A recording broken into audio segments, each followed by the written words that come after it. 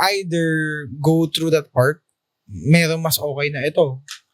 This is solid animation from the start since babaguhin siya and gagawa is with animation. with animation with studios.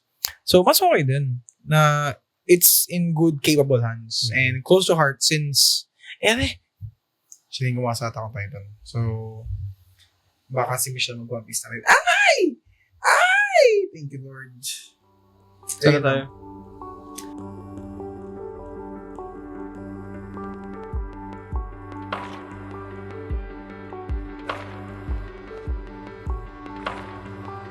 What makes us happy? Burnout. Ano ba? Yeah. Burnout. Ano ba yung kaka-burnout natin? Una kasi may follow-up, yung umpisa muna yun, tapos may follow-up question kasi dyan. Okay. Ano ba yung nakalagay dyan? Hindi ko mabasa. Well, for una... In what instances can you say You're burnt out. you're having a burnout? This question was Asked by asked by my cousin, Sino? KRJ. RG Dolito. Oh, si RJ. Yeah, Bigyan special nyo ng mention. tapan yan. Bigyan nyo din siya ng ano. Bigyan siya ng Popeyes na apple pie. Yeah. If nag-meet tayo, sige, why not, dude? Tapos may mawalang naman ako. Mm. Next ano? Sunduin Sa na recto namin. siya. Malapit, Sa recto. magkalapit lang ba kayo? Dami kasi nakastayin kasi ako. Pero yung trabaho niya kasi sa may recto. Gets. Yung Manila. Pero nakikita kayo. Sa bahay pag nauwi ako. Okay. By Saturday. Ayos pa rin. Saturday.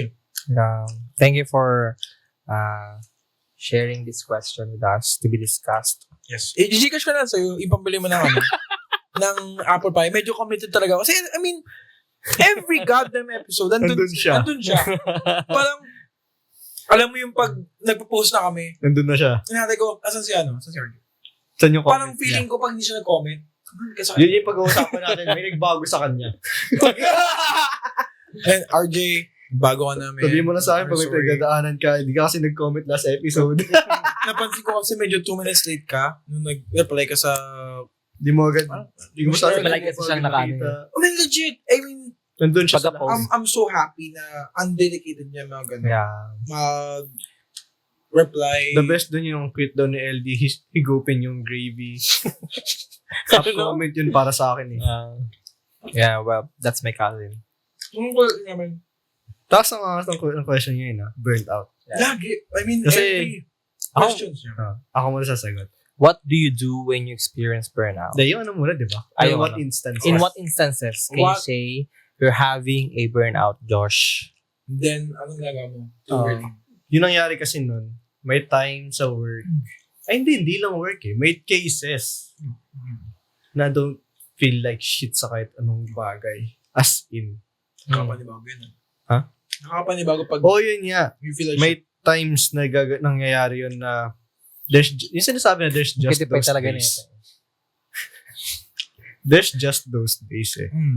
Na you don't feel like doing shit pero kailangan mo mabuhay so kumakayod ka. Like, yun yung nasabi kong burnout. mo. Sinasabi ko agad yung kay Shay. Yeah. Tayo na lungkot pag ganun. Ano ganun? Anong ano? Ano, syempre, wala siya dito. Ano magagawa ko? Ay, ito ba? I mean, ano? Medyo tayo na sa kanya, tapos ganyan. Tapos yun, yung sweet doon is Lambing. Yeah. lambing, tapos sasabihin niya sa akin, anong gusto mo orderin? May gusto ko bang kainin? Oh, gogi Shay! Grabe ka, Best Shay! Kasi yun lang yung magagawa namin if ever may Problema kayo. We have that times of days. Umay talaga. Oo. So, Kasi ayoko talaga. talo yun. Kahit ayoko, may times na hindi ako nakikipag-usap sa office yun. Last dude, daldal ko sa office. You would It says know. a lot. You would know. It says a lot pag tahimik sa office. Parang, Either wala ako or tahimik ako. may nangyari ba kay Josh? Oo. Na ba't siya ganito, ganyan? Ganyan yung mga times na yun. Tapos parang last month or last month lang din ata yung nangyari. Isa pa. Sinabi ko agad kay siya. Yun nga, sinabi niya, anong gusto ko? Anong ganyan. Kilala naman niya ako. Alam naman niya yung mga kailangan ko para lang ma-cope up to. Alam niyang it's something na I cannot control. Or, Na yung usual na stress reliever ko is yagaso. So, feel ko wala mangyayari sa akin. So, kahit ako, di ako kikilos mag-isa. So, I let her decide. Yung nangyayari is, bibili ako ng Coke float since comfort drink ko yun. damn. Oo. Kahit anong mangyari, co-float is Your, my ano. thing. Okay. Tayo na, lalagnatin ako, magko-co-float ako eh. Nalaglat ako lalo. I mean, comfort. At least, comfortable. Comforted na ako. After ng comforted mo, Ayan, deserve ko to. clean at ka. Deserve ko to. Deserve ko to. Nangyari yun. Feel ko nalagnatin ako. Makapag-co-float nga. Ay, nagkat na ako. I was right. Galing ko. Galing. Sige lang, yun lang. May Tapos yun, may God complex ka talaga eh. Na parang May- wala. Bakit ko ako yun? Tapos yung nangyari yun, either ganon or mag-KFC ako. Like what I said from the previous episode. Nasa kanila yung comfort food ko. Zinger, tsaka fun shots. Fun shots? Fun shots or famous bowl? Ayoko ng famous bowl. Fun shots. Fun shots, tsaka zinger. Fun shots yun. So, yun yung ginawa ko. So, kahit paano, na-relieve ako ng araw yun dahil sa kanya. Nakapag-decide siya sa akin. Damn, tangay na. Yun yung mga cases na I need para ma-cope up ko yung burnt out. Yung burnt out na yun, nagagaling syempre sa stress pa naman. Either walang pera. Yeah. Or grabe yung workload. Yeah. Basta dalawang yun lang lagi. Or, yun nga, kaya ako nagpagantong tattoo, Yeah, saan ba ako patungo sa buhay? God, then that's so good. It's full circle from kanina pa. Yeah. Yun yung mga indications, feel ko, Burnout ka na. doon ko nakukuha na kailangan ko ng something. Pero di ako makapag-decide sa sarili ko. So, nagsasabi na agad okay siya. Sweet naman, no? Tangin na. Yeah. Parang, Kaya at least, di ako may go-to person ka. I mean, isipin mo talaga. Nilalapitan agad ako. So, siya talaga yung yung divine Siya intervention yung mo. foundation ko. Damn, that's fucking sweet. Tangin na, kinig ako dun Shy, tangin na, this is another video for you. Nandito ako. Kasi nandyan siya. Sweet! God damn. Bahala kayo? Ha? Lemon Ito. do. Grabe. Napaka...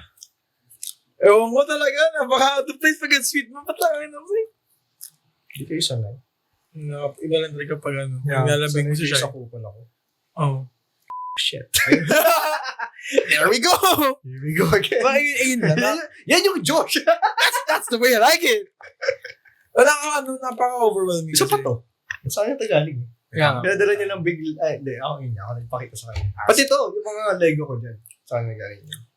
Sweet lang kasi parang yung pinanggalingan niya, parang alam mo na pag overwhelm ka na talaga, alam mo yung talo ka talaga for today.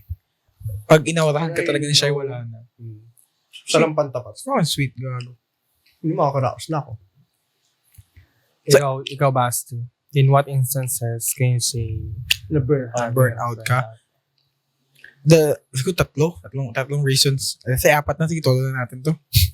Isa sa work, automatic yan, na tawag, kain, tulog, tawag. All fucking the same every fucking day. Paulit-ulit siya, 5 days a week, those 8 hours office.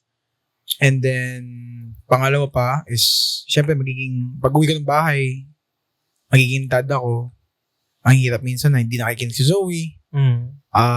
Di sumusunod. Nagkukulit. Minsan nagtatantrum. Ayan. So, hindi lang doon. Syempre, asikasuhin ko rin yung situation namin ni Mitch. May problema din kami internally. Nag-aaway kami. Minsan, may problema kasi sa decision Alam ko ko. tuloy-tuloy yung kay Zoe. Gaganto. Ay, gago. Yun naman. So, yung mostly yun lang. Sa pagiging office worker, pagiging dad, pagiging partner. And then, sa bahay, yung stress na siguro yung nabigay sa akin yung pagiging breadwinner na part. Then, binigay ko rin sa kapatid ko na hindi pa rin. So, lagi na akong pinipressure na, nga pa rin, sila ko sa'yo na kailangan ko gumraduate. To the point na binibigyan na nila ako ng ultimatum na pag gumraduate ka, may something. eto sa'yo. Alright? So, basta wala akong pake kung ganong gawin mo or magkano yan. Gumraduate ka, and ito yun. Kasi medyo dinodog show na si Papa sa bahay na hindi daw makapag-graduate ng isang tao kung kailan mayaman na siya, ganun. Hindi daw makapag-graduate kasi daw, ayun, more so family shit na to. So, What's their names? ay, gago. Wait lang. Hey, tita, you know you siya. You know who you are? Joke lang. Wala pangalan. General, wala Ginawa pangalan. kong clip to, no? Daming Pero yun lang. Ano alam mo, Josh? You would know the feeling na, uy! yung hindi lang sa feeling sa office, kay Zoe, kay Michelle, kay Papa, and sa anyone sa bahay. So, it would really take a toll sa isang individual lang. And for myself, I mean, alam ko yung sa bahay, scattered throughout the family yun. Sa akin na mga kapatid ko, kay mama. And, syempre, to be honest, sila lang din naman yung nag-ano. Sila din yung nagko-console sa akin. Na, yun nga, every time na uwi ako ng bahay, makita ko si Zoe. And the way na salubungan niya ako is iba. It's like sobrang tear-jerking niya na literal na every week away from home, uwi ako sa bahay. Lagi niya sasabihin sa akin, Papa, love you. Yeah. Miss kita. God damn, gabi. Sobrang... This is what you are fighting. Oh, gago. Wait. Gago po. Lumumula siya. Shit, seryoso na. Every time na pagdating ko na bahay, tangin na, alam kong may sasalubong sa akin na alam ko na nandyan sila every step. Ano mo? Okas. I will sacrifice myself. Parang ganito, ito yung every win ko, every week na uwi ako, hasalubungin ako ni Zoe, tatanungin ni Michelle kung anong gusto mong pagkain. And sa bahay, every time na pag-uwi ko, si Papa laging sumasalubong sa akin. Ngayon, currently kasi nandyan siya na, basta ano gusto mo? May trip ka bang kainin ngayon? Ano na? Saan mo gusto ngayon? Ako na. Hindi na kita. I love kita eh. Ganun. So, every time, parang overwhelm ako sa burnout na nararamdaman ko. Pero yung nabibigay sa akin in return to alleviate yung burnout factor, it's worth din. Alam mo, sila din naman yung nagiging problema ko and sila din naman nagiging solusyon ko dun. And I'm really happy na... At sa akin din naikot. Tangina mo, RJ, love you very much, man. Thank you very much sa tanong. Hayop ka. Hayop. Fucking cried! Gago, ang galing mo. Sino nagtanong niya? Gaya ng pinsan mo, hayop! Si Cardi. Hindi yung tanong. Ako ikaw ba, LD, ikaw, ano yung nagpapa-burnout sa'yo? And in what instances? Lahat. Yun nga. Expound and generalize mo yung concept. It's good with us. Gusto lang namin malaman kung saan ka ba nababurnout and para mo na-alleviate yung burnout mo. Ano ba yun? And wait lang. Ayoko lang kasi maging cool. Oh, shit. Pero actually kasi yung burnout, as in yung major burnout ko, alam niyo yun eh, major burnout ko dun sa my first company ko. Workload. Okay. Based on workload. Yun lang naman yung na-burnout ako eh. Sa ngayon literal na burnout na, literal na yeah. Kung nakita mo yung pero sabi ko sa'yo, tuwing magkikita kami, putang ina. Yung energy ko na 120, sa kanya negative 120. Parang yung ganun, parang yung ngayon kasi, meron ako mga burnout instances, pero hindi siya ganun ka. Kasi yun yung burnout ko nun, epitome na yun yung pinaka-epitome ko ng burnout eh. Parang, sabi natin 100% yun, yung mga burnout ko ngayon, kahit pa paano na sa mga 10%, 15%, tapos na-alleviate ko yung mga ganong klaseng mga burnout ko through resting, pahinga.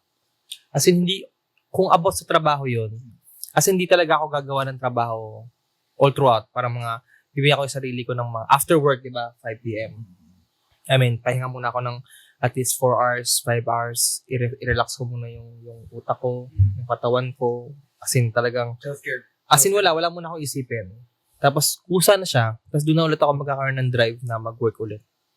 Ganon. Pero yung pinaka-major ko na burnout, yun yung sa first company, sobrang pagod siya, maraming factor. Hindi lang siya literal na workload lang. Maraming factor na nangyari yun. Pero doon sa trabaho na yun, ang nangyari, fresh grad. Fresh grad. Tapos yun, nabugbog sa Ano trabaho. pa ba? Nabugbog sa trabaho, ganun. Pero syempre kasi yung passion, kaso nga lang nangyari yung passion mo, naubos. So hindi na talaga siya literal na burnout. As in talaga lahat passion mo nawala. Na-drain out lahat ng kasayahan. Yun. Tapos ang nangyari, ano siya, actually sa sobrang tindi ng burnout na yun, 1 year ako natenga nun eh. Before makahanap ulit ng, Tagal.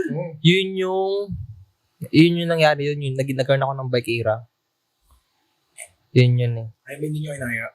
Ooh. Next topic. Okay. Medyo Baby, do you ngayon medyo medyo Yeah. muna ako doon. Kasi alam ko naman yung, alam ko naman eh. Yeah. Alam ko naman yung reason kung bakit. Yeah. Okay. Yun nga, tapos parang, May explain ko. kaya parang nagugulat sila na may ganun pala akong dating hobby dati. Sabi ko, hindi yun hobby. Parang ano ko lang yun para ma-cope up ko yung nangyari. Tapos magkaroon ulit ako ng drive. na Bumanat. magtrabaho ulit. Yan. Medyo rough lang yung road na dinaanan. Pero at least kahit paano. Ito. I just understand, I mean, it molded you to what you are right now. And parang naging reason mo siya to be better and be more of yourself. At makapahanap ng employer na mas better. Oh, yeah. Parang nalaman ko kung ano yung important. Self-worth. Yes, ay self-worth mo. And parang, di ba sabi mo nga, di ba, before, alam mo kung paano ka nagbibigay and exert ng effort. Yeah. So, why not have the same thing for yourself? Yeah. Okay. Kasi, walang burnout if alam mong what you're doing is what you really love. Yeah. There's some, pero yung factor na parang what you're doing every day is what you love is technically it's not work. Yeah. Ano lang siya, it's your everyday life na kahit gawin ko to for the 20 plus years of my life, I will never get bored. I would get tired, I will rest, pero alam mo yun, yung mentality mo na magpahinga, na huwag kang tumigil, pahinga ka lang, then palagam ulit once malakas ka na. It's really inspiring na you can stop anytime you want. Basta pick yourself And have back your up. own time. Be stronger. Yeah. God damn. Yung naranasan yun. Yung mga araw na walang-wala ka lang. Ay, meron talaga, men. Yun Pero talaga. yun yung time, yung manyer na yun. Pero ito, parang, Kasi parang 3 yearly. Parang 4 to 5 times nangyayari yun sa akin. seriously, year. Per year? Per year. Like, may specific time frame. Wala nga siyang time frame, wala siyang reasoning eh. Bigla-bigla na lang. Bigla-bigla na siyang, Ay, this day, ito yun. This. Pero gaano katagal yung ganun mo? isang araw, dalawa. Then move on na. Oh, Tapos, wala eh, move on ka lang talaga eh. Yun ang choice mo eh. then, yung comfort food mo, as is yun. Ikaw man, may comfort food ka ba? Or Pahinga lang. any shit? Wala kayong hinahanap. Pahinga lang. As in, shutdown. Okay. Ilang oras. Tapos, kung saan nagagaling katawan ko, biglang, gawin mo na to, gawin mo na to. Ito na. At least nakapagpahinga ka na. Yeah. Parang ganun din naman siguro yung pahinga lang talaga. Kasi siguro, naaabot ng pag ganyan, pag yung pauwi na, nasa point na ako na 2 hours na lang after uwi na ako sa bahay sa Bacalaran. Dahil sa mentality ko na please, dalawang oras na lang. Tapusin mo na to. Parang kinakalculate ko na ilang calls na to. Parang 6 na 10 minutes call sa isang oras or 2 30 minutes na call sa oras. Wala nang pake kung ano mangyari. Basta ito yung kailangan ko tapusin. Tapos pagka-uwi ko, higa, tulog, pahinga, then pagising, ready na. Ulit. Talag na ulit. Hanggang makita ko sila ulit. Yeah. God damn, RJ. Napakalan. Ang laki ng kapag ni RJ dito. Inaatake tayo. God damn. That's really good. Inaatake yung core natin. After Parang siya nagkaka-remember dito. Parang ina RJ. after nung top fan natin ang After magbigay ng kanya- therapy natin. Yan. Ano ba reason yun? Naisip niyo to? Si RJ. Sino po? Yung nanonood sa after nung one of our top What made you fans, think like this? Kasi nag-podcast lang po. podcast kami. Tapos yung nakita niya pa pag-abot ko sa kanya, tinuturo-turo niya yung buhok ko. Tapos yung point na binuhat ko na siya, lumabas siya, Tito Josh, pogi. Anong gusto mo? Anong gusto mo? Yun naman pala ang habol. Is there something you want, bebe?